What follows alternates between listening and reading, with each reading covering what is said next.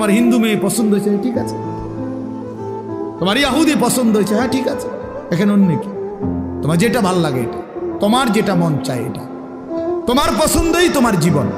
খোদার কসম, কোরআন শরীফের আয়াত আছে বাপ, সূরা আরাফের মধ্যে আল্লাহ তাআলা বলছে, এই মনের ইচ্ছা মতো যে চলে, ওয়াত্তাবা হাওয়াহু, যে তার নফসের মনের চাহিদার অনুসরণ করে, আল্লাহর বিধান, রাসূলের বিধান, কোরআনের বিধান, ইসলামের বিধান, ধর্মের বিধান কিছুই যে মানে না, কোনো ধার ধারে না, পরোয়া করে না, পাত্তা দেয় না, আল্লাহর কসম, আল্লাহ কোরআনে বলছেন ফামাসালুহু কামাসালিল কালব, ওই ব্যক্তির উদাহরণ, ওই ব্যক্তির জিন্দেগি কুকুরের মতো, কুত্তার মতো, কুত্তার মতো, কুত্তার মতো, কুত্তার মতো। দেখা ওই জিন্দেগি কুত্তার জিন্দেগি, ওই জিন্দেগি কুত্তার জিন্দেগি। আমি বললাম কোরআনের আয়াত এটা, যে জীবন